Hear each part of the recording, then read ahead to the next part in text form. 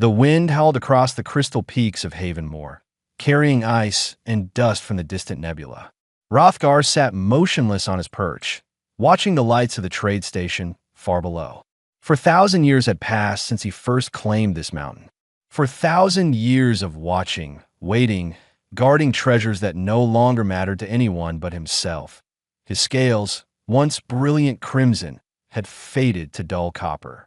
His wings, powerful enough to shatter starship hulls, remained folded against his massive body. There was nothing left to fight, no enemies to crush, no territories to conquer. The galaxy had moved on without him. Below, alien species traded goods and shared stories. They built lives filled with purpose while Hrothgar existed in silence. The other Draconians had long since perished in meaningless wars or faded into obscurity. He was among the last, a relic from an age of fire and conquest. Thunder cracked across the sky. Hrothgar lifted his head as a small vessel tumbled through the storm clouds, trailing smoke and spinning wildly. It crashed into the rocks halfway up his mountain, metal screaming against stone. The dragon rose slowly, curiosity breaking through centuries of apathy. He descended the cliff face, his claws finding purchase in cracks worn smooth by time. The ship was a civilian transport, battered and broken. Its cargo bay had split open, spilling wooden crates across the mountainside. Hrothgar approached carefully, expecting weapons or precious metals. Instead, he found toys. Wooden animals lay scattered among the rocks. Stuffed creatures with button eyes stared up at the stormy sky. Colorful blocks spelled out words in a dozen different languages. Hrothgar tilted his massive head, confused by the sight that a groan came from inside the wreckage. The dragon tore away the crumpled metal with one claw, revealing a human male slumped against the pilot's seat. Blood trickled from a gash on his forehead, but his eyes were open and aware. He looked up at Hrothgar without fear. "Thank you," the human said quietly. Hrothgar stared at him. Prey animals usually screamed or begged. This one offered gratitude. "You were injured," Hrothgar observed, his voice like grinding stones. "Nothing fatal." The human unbuckled himself and climbed out carefully, favoring his left leg. He was middle-aged with gray threading through his dark hair. "I'm Oliver. I don't suppose there's shelter nearby? The storm won't pass for days." Hrothgar studied the small creature before him. "You carry toys." "What?" Oliver glanced at his scattered cargo and smiled sadly. "I make them for the colony children. There are settlements across 6 systems that rarely see Earth goods. Handmade toys bring them joy." "Joy." Hrothgar tested the word. It felt strange in his mouth. "What purpose does joy serve?" The human met his gaze steadily. "It makes life worth living." Hrothgar could have laughed, but the concept was too foreign. He had accumulated wealth, defeated enemies, and outlived entire civilizations. None of it had been about joy. None of it had been worth anything at all. "Follow me," Hrothgar said finally. "There are caves below my lair. You may shelter there until your rescue arrives." Oliver gathered what toys he could carry, cradling them like precious artifacts. Hrothgar watched him struggle with the load, then sighed and scooped up 3 crates in one massive claw. "I can manage," Oliver protested. "You're injured and weak." "I am neither. Walk." They made their way up the mountain in silence. The caves Hrothgar indicated were dry and protected from a wind. The dragon set down the crates and turned to leave. "Wait," Oliver called. "What's your name?" Hrothgar paused. No one had asked him that in centuries. "Hrothgar, of the Draconian Empire. The empire that fell 1,000 years ago." "Yes." Oliver studied him with new understanding. "You've been alone a long time. Je chose solitude. Did you? Or did everything else just disappear while you weren't paying attention?" The words struck deeper than any weapon. Hrothgar said nothing, retreating to the upper chambers where his hoard glittered in the darkness. Gold and jewels, an ancient artifact from dead worlds. He'd spent millennia gathering it all. And now a human carrying wooden toys had made it all feel worthless with a single question point 3 days past. The storm raged on, preventing any rescue attempts. Hrothgar told himself he was only checking on the human to ensure the creature hadn't died in his caves. That would be inconvenient. He found Oliver seated on the cave floor, surrounded by wood shavings. The human had set up a small workspace using salvaged materials from his ship. In his hands, a piece of pale wood was slowly transforming into the shape of a dragon. "What are you doing?" Hrothgar demanded. Oliver didn't startle. "Making toys. It's what I do. You are injured. You should rest." "My hands work fine." Oliver held up the carving. "What do you think? Does it look like you?" Hrothgar leaned closer, examining the small figure. It had wings spread wide and a noble bearing that Hrothgar hadn't possessed in centuries. No dragon looks like that anymore. Maybe not, but children don't know that. When they play with this, they'll imagine dragons as magnificent and strong. They'll create stories about brave creatures who protect the innocent. Oliver smiled. Imagination doesn't require accuracy. It requires inspiration. Hrothgar settled onto his haunches, watching the human work. The movements were precise and practiced. Each cut of the small knife revealed more of the dragon hidden within the wood. "You do this for all the colonies?" Hrothgar asked. "As many as I can reach. There are children on mining stations who've never held a real toy. Kids on research outposts who only see their parents a few hours each week. A simple wooden animal or cloth doll can mean everything to them. And you receive what payment?" Oliver paused in his carving. "Sometimes they trade supplies or fuel.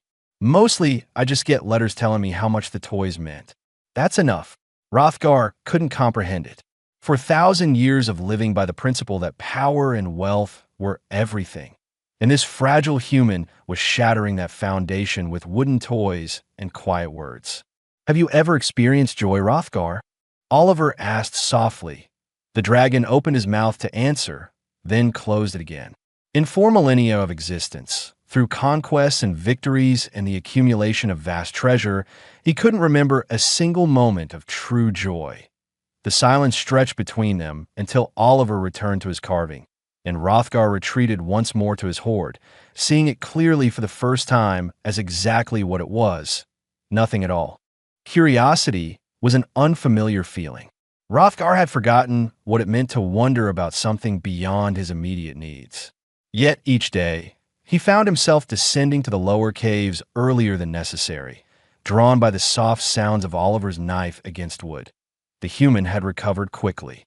His leg no longer troubled him, and the cut on his forehead had scabbed over. He worked from dawn until the mountain shadows grew long, surrounded by half-finished creatures and scattered tools. On the 5th day, Hrothgar abandoned all pretense and simply settled near the entrance to watch. Oliver glanced up briefly, smiled, and continued carving what appeared to be a bird. "You may come closer if you wish," Oliver said. "I don't bite. I could swallow you whole without chewing. But you won't. You're too curious about what I'm making."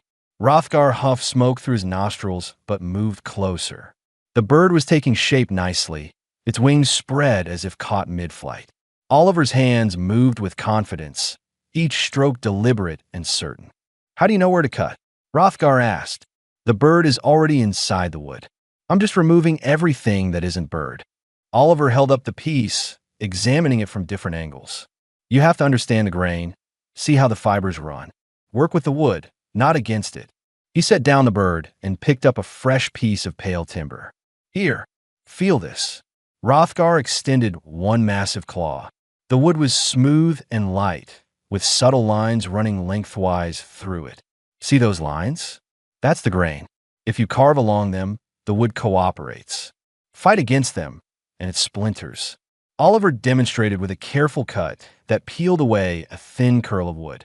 Each piece has its own character. You learn to listen to it. Wood does not speak, not in words, but it tells you things if you pay attention. Oliver offered him the knife. "Would you like to try?" Hrothgar stared at the tiny tool. "My claws would crush it, probably, but I have larger tools in the ship's salvage. I was planning to make handles for them anyway." Oliver set aside his current project and rummaged through a nearby crate. He emerged with several metal blades of various sizes. These were for rough work on larger pieces. They should fit your grip. An hour later, Hrothgar held a modified carving tool that felt absurdly small in his massive claws. Oliver had attached a thick handle wrapped in salvage cable for better grip. The dragon stared at the wood blank before him, uncertain how to begin. Start simple, Oliver advised. Try making a sphere. Just round off the corners bit by bit. Hrothgar's first attempt tore a chunk from the wood. His second scrape too shallow to matter. By his 10th try, he had created something that vaguely resembled a lumpy egg. Excellent progress, Oliver said genuinely. It looks nothing like a sphere. It looks like a first attempt. That's exactly what it should look like. Oliver held up his own early work, a crude animal that might have been a dog or possibly a deformed cat. I made this 20 years ago. Everyone starts somewhere. The dragon examined the misshapen creature. You kept your failures? They're not failures. They're proof that I tried. Proof that I grew. Oliver set it down carefully. Every master was once a disaster. The difference is that masters kept going. Hrothgar looked at his lumpy sphere again. Something small and strange stirred in his chest, like a coal that had forgotten how to burn suddenly finding a spark. He picked up another wood blank. Again, he said. They worked in companionable silence. Oliver carved his bird while Hrothgar struggled with basic shapes. Hours passed unnoticed. The dragon's pile of attempts grew, each one marginally better than the last. Why do you make toys? Hrothgar asked suddenly. You said it brings children joy, but what does it bring you? Oliver set down his knife, considering the question. Peace, I suppose. Purpose. A reason to wake up each day knowing I'll make something that matters. Toys matter. To the children who receive them? Absolutely. Oliver picked up a finished stuffed animal, a soft rabbit with carefully embroidered features. A girl on the Talus colony sleeps with one of my bears every night. Her parents are asteroid miners, gone for weeks at a time. That bear is her comfort when she's scared or lonely. It's not just fabric and stuffing. It's a reminder that someone cares. Hrothgar thought about his hoard upstairs. Millions in precious metals and gems, and none of it had ever comforted anyone. None of it had ever mattered to anyone but himself. I was wealthy once. Oliver continued quietly. I designed products for a major corporation. Toys, yes, but manufactured ones. Made to maximize profit, not meaning. I had everything the galaxy said should make me happy. What changed? My daughter got sick. Very sick. Medicine couldn't help her. Oliver's hands stilled on the rabbit. In her last months, the only things that brought her any peace were the simple toys I made by hand. Not the expensive manufactured ones. Not the ones with lights and sounds. Just wooden animals and cloth dolls that I carved and sewed while sitting beside her bed. The cave fell silent except for the distant howl of wind. After she died, I looked at my life and realized I'd spent years making profitable things when I could have been making meaningful things. So I changed. Oliver met Rutgerskeish. I gave away most of my wealth. Kept enough for materials and ship maintenance. Started traveling to places that needed what I could offer. You gave away your treasure. Hrothgar couldn't hide his shock. It was never really treasure. Just numbers and accounts, things in storage. It didn't belong to anyone. Didn't mean anything. Oliver held up the rabbit. This belongs to a child who will love it. That makes it priceless. Hrothgar looked at his rough attempts scattered around him. Wooden lumps that barely resembled anything. But he had made them. With his own claws, he had created something that hadn't existed before. For 4,000 years, he had only taken, conquered, claimed, hoarded. Never once had he built something meant to bring another creature happiness. Teach me more, Hrothgar said. Oliver smiled.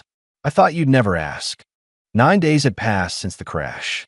The storm had finally broken, revealing clear skies and distant stars. A rescue ship would arrive within hours. Hrothgar had watched Oliver pack his salvage tools with something uncomfortably close to regret. The human had taught him much in those days. How to read with grain and choose pieces that would resist splitting. How to sand rough edges until they felt smooth as glass. How to paint details with brushes made from his own shed scales. Hrothgar's cave floor was now covered with wooden animals, crude but recognizable.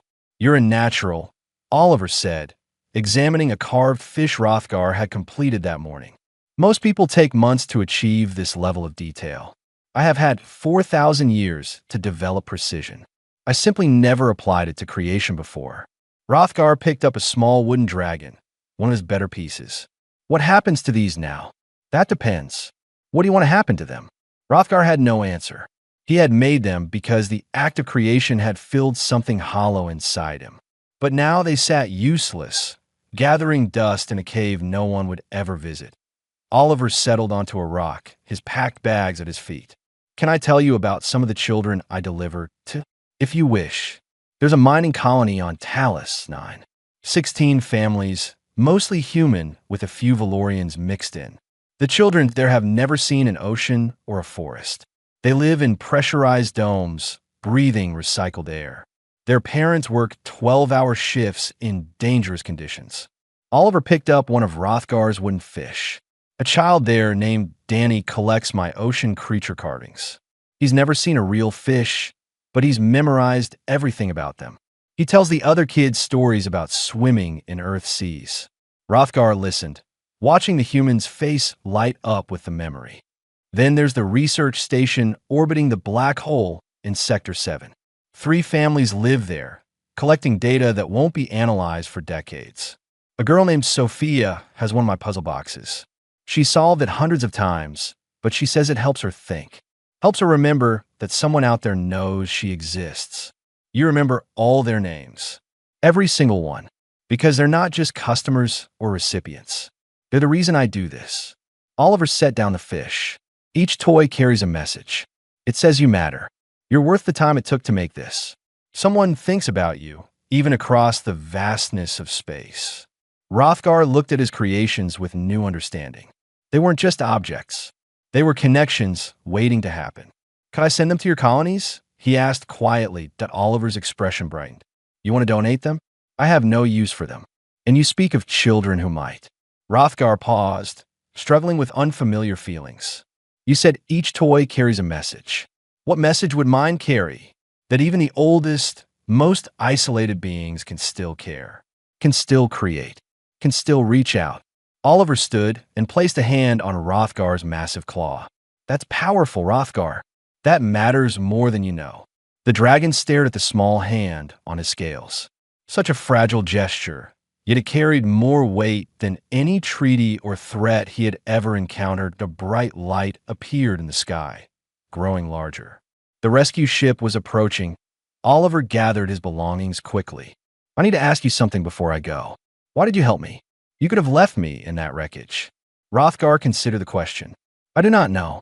Perhaps I was curious. Perhaps I was simply tired of being alone. And now I'm less alone. And that is strange. Oliver laughed, a warm sound that echoed through the caves. Strange in a good way, I hope. I have not decided yet. The rescue ship landed on a flat area below the caves. Its crew called out for Oliver, their voices carrying on the thin air. Oliver shouldered his pack and turned to face Rothgar fully. Thank you for sheltering me, and for learning with me. You have real talent. He pulled something from his pocket, a small package wrapped in cloth. I made this for you, a gift between craftsmen. Rothgar carefully unwrapped it to find a wooden dragon, far more detailed than the one Oliver had carved days ago. This one sat peacefully, wings folded, with wise eyes that seemed almost alive. That's who you could be, Oliver said softly. Not a warrior or a hoarder, just someone at peace with himself. Rothgar had no words. He simply held the small carving, feeling its weight in his claw. Oliver reached into another pocket and pulled out a larger bundle. These are tools, size for your claws. And this journal. If you ever make something you're proud of, write to me at this address. He pointed to coordinates written inside the journal's cover. I would love to see how you progress. You believe I will continue. I know you will. I saw how you looked when you finished that fish this morning. That's not the look of someone who plans to stop.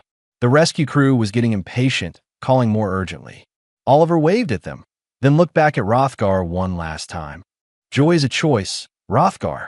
For 4,000 years, you chose power and solitude. You can choose differently now. You can choose to matter in ways that last beyond conquest and gold. Then he was gone, climbing down the mountain path toward the waiting ship. Hrothgar watched until the vessel lifted off, became a bright point of light, and finally vanished among the stars. The dragon stood alone in his caves, surrounded by wooden animals and the tools of a trade he had never imagined learning. His hoard glittered in the chamber above. Suddenly feeling like a tomb rather than a treasure, he looked at the wooden dragon Oliver had given him. At peace with himself. What would that even feel like? Hrothgar picked up his carving tools and a fresh piece of wood. There was only one way to find out that he began to carve, and for the first time in 4,000 years, the mountain didn't feel quite so empty. 6 months had transformed everything. The upper chambers of Hrothgar's lair no longer held just treasure. Wood shavings covered the ancient stone floors. Tools hung on walls that once displayed weapons. The scent of fresh-cut timber had replaced the musty smell of undisturbed gold. Hrothgar worked through the nights, learning by trial and error. His claws had adapted to the delicate movements required for fine detail. His eyes, once used to spotting enemies at vast distances, now focused on grain patterns and joint alignments. He had sent his first shipment to Oliver 3 months ago. 12 wooden animals, carefully packed and addressed to various colonies. The weight of uncertainty had been crushing. What if they were too crude? What if the children rejected gifts from an ancient dragon they had never met? The first letter arrived 2 weeks later.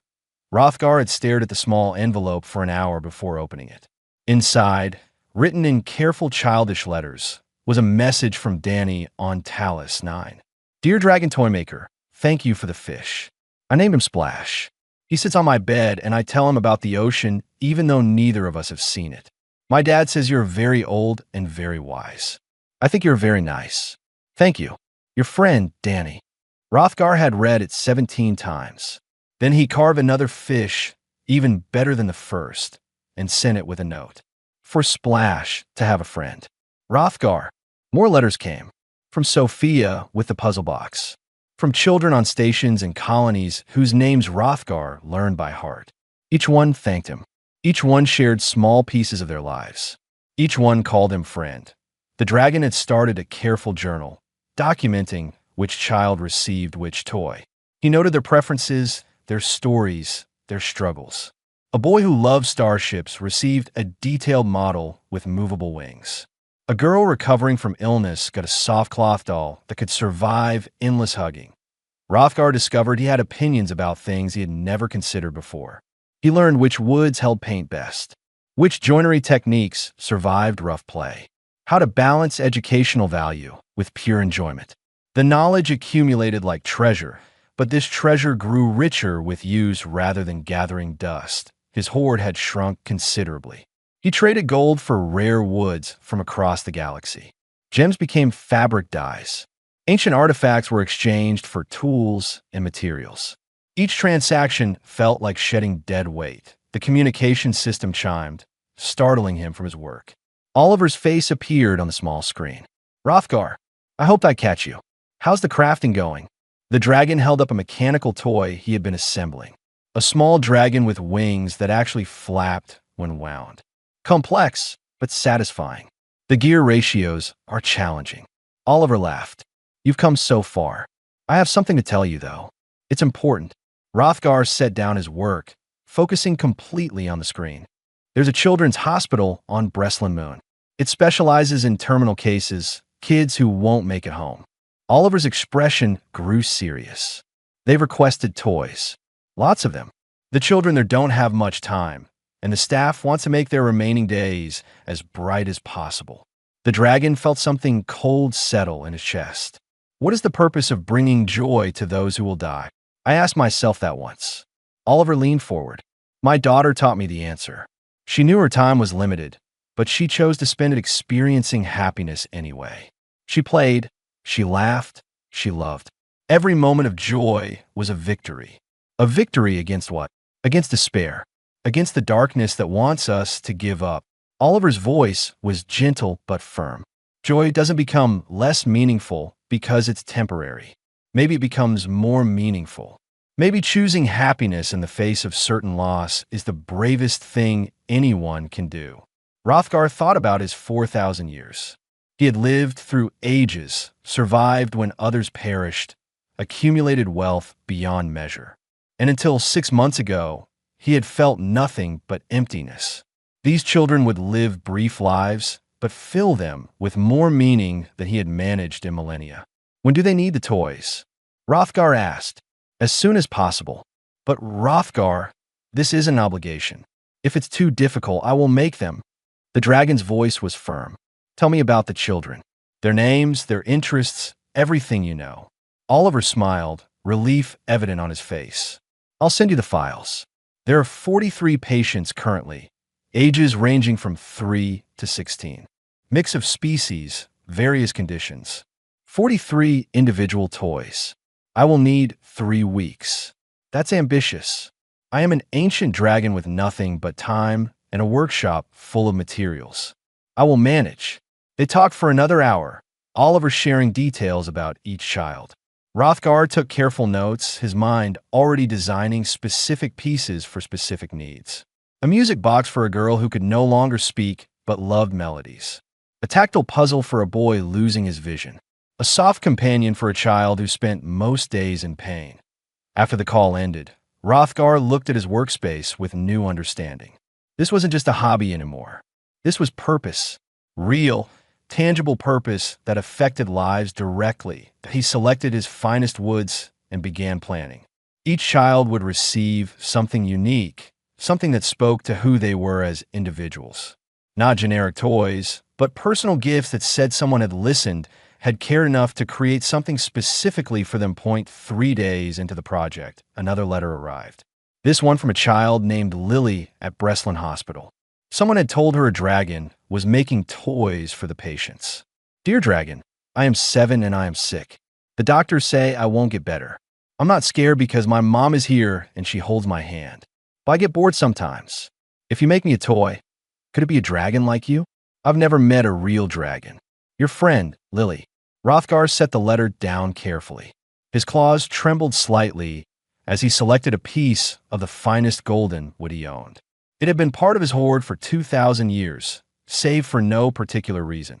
Now it had a reason that he began to carve, and with each cut, something inside him shifted. Not just curiosity anymore, not just interest in a new skill. This was something deeper, something that hurt and healed at the same time. This was caring, and it was terrifying, and it was absolutely necessary. The transport ship that carried Hrothgar to Breslin Moon was designed for cargo, not passengers, and certainly not for ancient dragons. He folded himself into the hold, wings tucked tight, surrounded by crates containing 43 individually crafted toys. Each one represented hours of work, careful thought, and something he was still learning to name.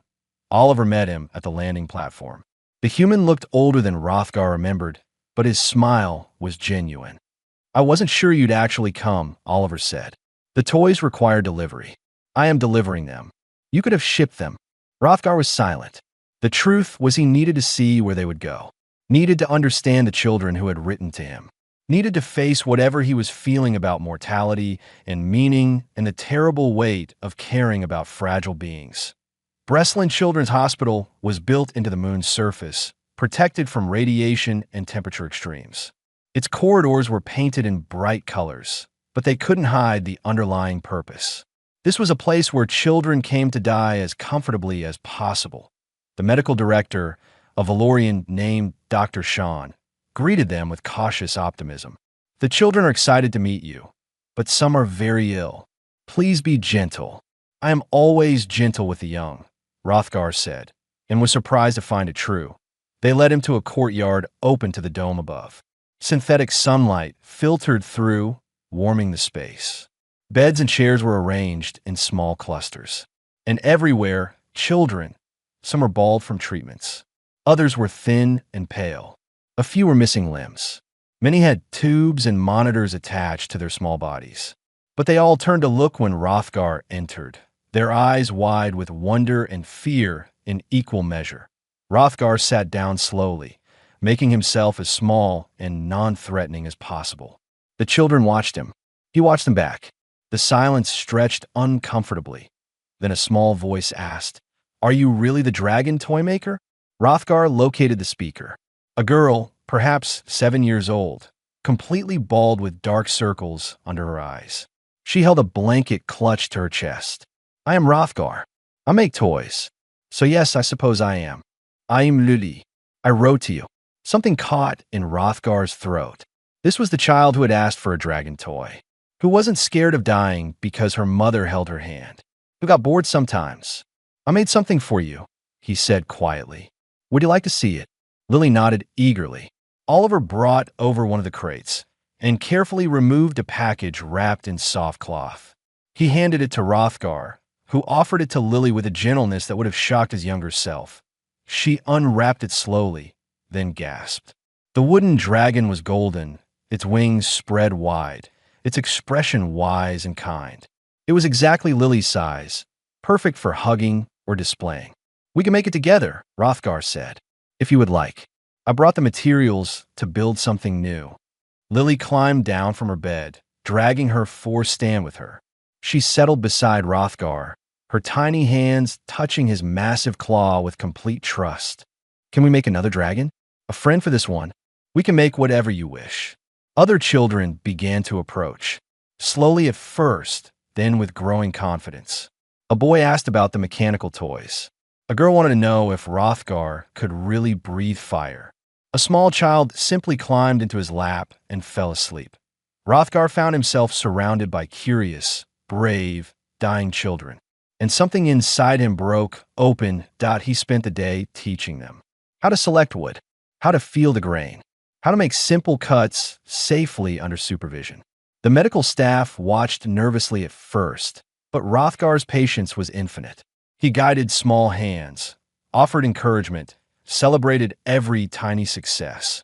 Lily worked beside him for hours, her focus absolute despite her obvious fatigue. Together, they created a smaller dragon, less refined than Rothgar's work, but full of her personality. She painted it bright purple with silver spots. His name is Spark, she announced. He's your dragon's best friend. Then my dragon needs a name too, Rothgar said. You should name him. He's yours. Rothgar looked at the golden dragon, then at the child who had brought him to this place. His name is Hope, because that is what you gave me when you wrote your letter. Lily hugged him, her small arms barely reaching around his foreleg. Thank you for coming to visit us. The day faded into evening. Parents arrived to sit with their children. Rothgar distributed the toys he had brought, watching each child's face light up with delight. A music box for a girl who couldn't speak, but who hummed along with its melody. A tactile puzzle for a boy who traced its shapes with trembling fingers. A soft companion for a child in pain, who held it close and finally relaxed. Oliver found him in the courtyard after most of the children had been taken back to their rooms. Rothgar sat alone, staring at the artificial stars above. That was remarkable, Oliver said softly. They are dying. Yes, and I made them toys. Temporary things for temporary lives. Rothgar's voice was rough. What purpose does it serve? Did you see their faces? Yes. Did you see how Lily looked to Hope? How she held Spark like it was made of starlight? Oliver sat beside him. Those moments of joy are not less real because they're brief. They're more precious because they're rare. She will die, Oliver. Perhaps soon. And my toys cannot prevent that. No, but they can give her happiness in the meantime. They can remind her that someone cares. That someone took the time to create something beautiful specifically for her. Oliver placed a hand on Rothgar's scales. You gave her more than a toy today. You gave her dignity, attention, love. The word hung in the air like a foreign concept. I barely know her, Rothgar protested weakly. Love doesn't require time. It requires choice. You chose to care. You chose to create. You chose to be here when you could have stayed in your safe mountain. Oliver smiled. That's love, Rothgar. That's what you've been learning all along. The dragon closed his eyes. For 1,000 years of existence, and he was only now understanding what it meant to truly live, to truly feel, to truly matter. It hurts, he whispered. Yes, that's how you know it's real. Rothgar never returned to his mountain. Within a week of his first visit to Breslin, he had arranged to convert one of the hospital's unused storage facilities into a workshop. Within a month, He had moved his essential belongings and donated the remainder of his hoard to the hospital's medical fund. The gold that had gathered dust for millennia would now purchase treatments, medicines, and comfort for dying children. He saw no irony in the transformation, only rightness. The workshop became the heart of his new existence. Each morning, he would review the patient list with Dr. Sean, learning about new arrivals and their specific needs. Each afternoon, he would work in the courtyard with any children healthy enough to join him. Each evening, he would craft personalized toys for those too ill to leave their beds. Lily became his constant companion when her strength allowed. She would sit beside him for hours, sometimes working on her own projects, sometimes simply talking. She told him about her life before the hospital, about her friends at school, about the puppy she'd had to leave behind. "Do you miss your old home?" she asked one day, paint smudged across her cheek. Rothgar considered the question while sanding a wooden starship. "I thought I would, but that mountain was just a place to exist. This is a place to live. What's the difference? Existing is breathing and waiting. Living is caring and creating and connecting." He set down the starship and looked at her directly. "You taught me that." Lily smiled, but it was tired. She had been declining slowly over the past weeks. The medical staff spoke in hushed tones about timelines and comfort measures. Rothgar heard it all and continued working, because stopping would mean acknowledging what was coming 3 months after his arrival. Lily was moved to palliative care. The treatments had stopped working. She had weeks at most, perhaps only days. Rothgar brought his tools to her room and set up a small workspace beside her bed. "We should finish that project you started." The toy chest with the carved lid. Lily's mother, who rarely left her daughter's side, smiled gratefully. "She's been asking about it." They worked together slowly. Lily could only manage a few minutes at a time before exhaustion claimed her, but she insisted on helping.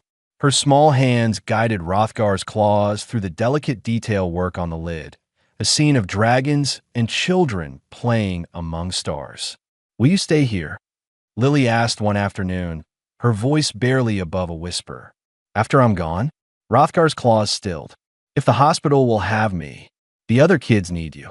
Promise you'll keep making toys for them." "I promise. And promise you'll remember me. Not just because I'm sick, but because I was your friend." Rothgar set down his tools and very carefully touched her hand with one claw. "Lily, I am 4,000 years old. I have witnessed the rise and fall of empires. I have seen stars born and die. I will remember you until my last breath. And not because you were sick, because you showed me what it means to choose joy even when facing darkness. Because you gave me purpose when I had none. Because you called me friend when I deserved nothing." Lily smiled, tears sliding down her thin cheeks. "You're a good dragon, Rothgar. You are a remarkable human, Lily." She passed away 3 days later, in the early morning, holding her mother's hand on one side and clutching Hope, her golden dragon, on the other. Spark, the purple dragon she had made with Rothgar, sat on her bedside table watching over her. Rothgar learned what grief felt like. It was crushing and consuming and entirely different from anything in his long existence. Oliver found him in the workshop, surrounded by half-finished projects, unable to work. "I should not have cared," Rothgar said.